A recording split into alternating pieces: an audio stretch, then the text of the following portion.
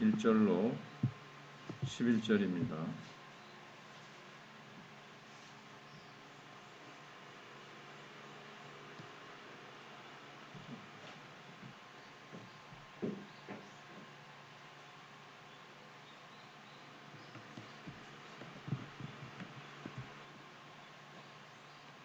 봉독해드리겠습니다. 하나님과 주 예수 그리스도의 종 야고보는 흩어져 있는 12지파에게 문안하노라. 내 형제들아, 너희가 여러 가지 시험을 당하거든 온전히 기쁘게 여기라. 이는 너희 믿음의 시련이 인내를 만들어내는 줄 너희가 알미라. 인내를 온전히 이루라. 이는 너희로 온전하고 구비하여 조금도 부족함이 없게 하려 함이라. 너희 중에 누구든지 지혜가 부족하거든 모든 사람에게 부이 주시고 꾸짖지 아니하시는 하나님께 구하라. 그리하면 주시리라. 오직 믿음으로 구하고 조금도 의심하지 말라. 의심하는 자는 마치 바람에 밀려 요동하는 바다 물결 같으니 이런 사람은 무엇이든지 주께 얻기를 생각하지 말라. 두 마음을 품어 모든 일에 정함이 없는 자로다. 낮은 형제는 자기의 높음을 자랑하고 부한 자는 자기의 낮아짐을 자랑할지니 이는 그가 풀의 꽃과 같이 지나감이라. 해가 돋고 뜨거운 바람이 불어 풀을 말리면 꽃이 떨어져 그 모양의 아름다움이 없어지나니 부한 자도 그 행하는 일에 이와 같이 세잔하리라. 아멘.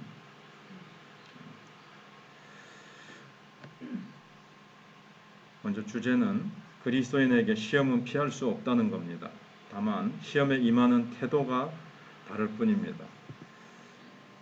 사람들이 여기저기서 뭘 축하하거나 응원할 때 꽃길만 걸으세요 이렇게 응원을 합니다. 또 뭐 부자 되세요, 개업을 할 때는 부자 되세요, 돈 세다가 잠드세요, 뭐 이런 식으로 응원을 합니다. 힘든 시대이기 때문에 이제 더욱 와닿는 문구입니다. 하지만 아무리 건물주라고 해도 정말 그렇게 살 수 있는 사람은 없는 것이 현실입니다. 시험과 시련은 피할 수 없는 삶의 일부입니다. 그러면 그리스도인은 어떻게 이 시험을 바라봐야 될까요? 우선은 정체성의 일부로 바라봐야 됩니다. 이게 무슨 말씀인가 하면 1절에 하나님과 주 예수 그리스도의 종 야고보는 흩어져 있는 12지파에게 문안하노라. 사실 12지파는 구약시대 때인데 지금 신약시대 성도에게 12지파라고 얘기했다는 것은 교회가 신약시대 때는 이제 교회가 우리 성도가 새 이스라엘이 됐어요. 교회는 새 이스라엘입니다. 그러니까 이게 어떤 상징적인 표현이죠. 12지파처럼 택한 백성이라 이 말입니다. 그런데 흩어져 있다 이 말은 이제 광야를 살아가는 흩어져 있는 성도로 여기저기 이 세상의 핍박을 피해서 또는 이 세상에 흩어져 있는 자다. 광야를 지나가는 나그네라는 거죠. 본향을 찾아서 지나가는 나그네라는 그런 표현을 쓰고 있습니다. 그러니까 이 세상을 살아가면서 고난과 유혹은 우리의 삶의 일부가 될 수밖에 없다는 겁니다. 그 속에서 하나님의 사람으로 우리는 온전해져 가는 겁니다. 여기 4절에서 인내를 온전히 이루라. 이는 너희로 온전하고 구비하여 조금도 부족함이 없게 하려 함이라. 왜 이 거친 광야 같은 세상을 지나가면서 온갖 시험과 시련을 당하는가? 그것을 통해서 우리는 하나님의 사람으로 온전해져 가기 위해서 우리는 이 땅 위에서 순례자요 나그네처럼 본향을 찾아가는 그런 사람으로서 우리의 정체성을 가지라는 겁니다. 이 세상을 통하면서 시험과 시련을 당할 수밖에 없다는 거죠. 근데 그 시험과 시련은 우리를 온전케 만들어 주기 위한 것이라는 겁니다. 그게 바로 이제 시험의 목표를 생각하라는 거예요. 먼저는 우리의 정체성, 우리는 나그네다, 순례자다, 본향을 찾아서 가고 있는 중이다. 온갖 유혹과 시련이 몰려온다. 우리의 삶에는 그럴 수밖에 없다 하는 거고, 그다음에 이제 그 시험의 목표는 생각을 하는 거죠.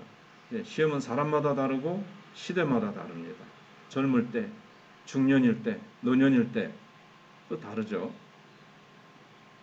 평신도 때, 또 중직자가 됐을 때, 이 다 다릅니다. 하지만 시험을 허락하신 목적은 같습니다. 방금 말씀드린 대로 온전하고 구비하여 조금도 부족함이 없는 하나님의 자녀로 하나님이 창조하시려고 하는 것입니다. 그래서 이 시험의 가치를 알아야 됩니다. 아이고 이놈의 시험이 아니고, 이 시험이 우리를, 이 시험 자체는 어렵고 힘들지만, 원치 않을 수도 있지만, 이 시험이 우리를 정금같이 만들어주고 온전하게 만들어주니까 이 시험의 가치를 알고, 그래서 어떻게 하라 그랬습니까? 여러 가지 시험을 당하거든 온전히 기쁘게 여기라. 이 시험 자체를 기뻐할 수는 없습니다. 그러나 이 시험이 나를 온전하게 만들어주기 때문에 그 목적을 생각할 때 기쁘고 능동적으로 수용할 수 있고, 그때 이제 잘 인내할 수 있죠. 그때 이제 시험을 허락하신 하나님의 목적이 이제 이루어지게, 우리가 잘 받아들여서 그 목적이 이루어지게 해야 됩니다. 자꾸 거부하고 도망가고 이걸 막 원망불평하면 이게 내가 이제 온전해지는 게 하시려는 하나님의 목적이 이루어지지 않게 되는 거죠. 그 다음에 시험이 왔을 때는 믿음과 지혜를 구하라고 말씀하고 있습니다. 시험은 하나님이 허락하신 것이지만 배후에는 이 세상이 있습니다. 이 세상. 이 세상은 우리의 힘만으로는 감당할 수 없습니다. 그래서 우리 자신과 하나님과 세상을 동시에 보는 관점이 이제 필요합니다. 나는 누구며 하나님이 우리 아버지로 하나님이 계시고 이 시험을 허락하셨고 하나님의 목적이 계시고, 또 세상은 또 어떻게 이 시험 속에서 어떻게 이렇게 뭐라 그럴까요? 역사하는가? 뭐 이런 걸 동시에 보는 관점이 필요합니다. 이게 이제 지혜입니다. 근데 하나님은 지혜의 근원이십니다. 그래서 그분을 의지하는 믿음으로 우리가 기도로 나아가서 지혜를 구해야 됩니다. 그래서 시험을 얘기하고 나서 5절에 곧바로 너희 중에 누구든지 지혜가 부족하거든 모든 사람에게 후히 주시고 꾸짖지 아니하시는 하나님께 구하라 그리하면 주시리라. 지혜의 근원이신 하나님께 시험이 왔을 때 지혜를 구하라는 겁니다. 지혜를 구하라. 그런데 어떻게 구합니까? 믿음으로 구하고 지혜를 주실 것을, 그리고 이 시험을 능히 하나님이 주시는 지혜로, 하나님이 주시는 관점으로 능히 이기게 하실 것을 믿고 구하는 거죠. 거기서 막 바다 물결처럼 요동하지 말고, 기도할 때는 믿어졌다가 다시 눈 뜨고 세상으로 나가면 그냥 그 파도에 휩쓸려 내가 아이고 죽는 거 아닌가 이렇게 흔들리지 말고, 하나님이 주시는 지혜의 눈으로 세상을 다 바라볼 때 어떻게 되는가 하면, 믿음으로 구하지 않으면 주께 얻기를 생각하지 말라고 7, 8절에 말씀하고 나서 9절부터 11절까지 부한 형제와 낮은 형제가 나옵니다. 낮은 형제는 가난한 형제, 세상에서 참 보잘것없는, 세상의 기준으로 볼 때는 보잘것없는 형제가 나오고, 세상 기준으로 참 부자가 나옵니다. 10절에 부한자. 세상에 자랑할 만한 것이 하나님의 눈으로 기도해서 하나님의 지혜를 가지고 지혜의 눈으로 바라보면 세상에 부한 것이 아무것도 아닙니다. 이게 오히려 시험거리가 됩니다. 이게 신앙의 세계에서 보면 부한자는 낮은 짐을 자랑하라 그랬죠. 10절에서. 이 부한 게 다 하나님 앞에서는 아무것도 아니에요. 하나님께서는 그거 부한 거 하나도 인정해 주지 않으세요. 세상에서나 부한 거지. 그리고 이는 그가 풀의 꽃과 같이 지나감이라.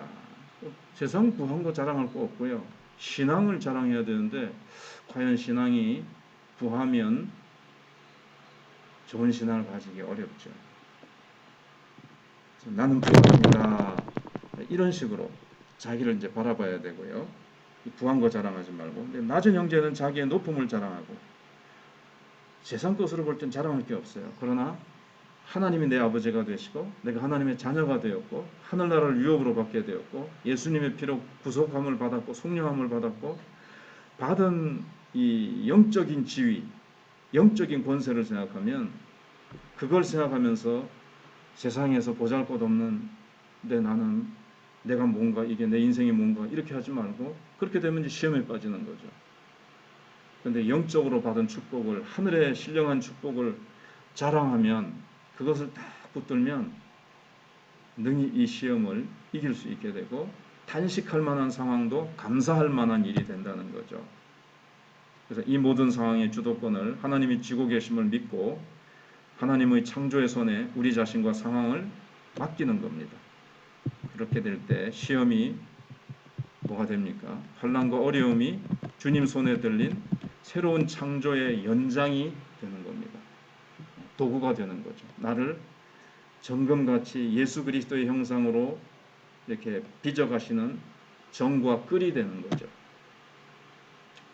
그래서 우리는 하나님의 손에 맡길 때 하나님은 환난과 시험을 통해서 나를 그리스도의 영광스럽고 아름다운 형상으로 나를 빚어가게 되실 것입니다. 그것을 바라볼 때 우리는 시험을 기쁘고 감사하게 받아들일 수가 있고, 우리는 인내하면서 온전하고 구비하게 될 것입니다.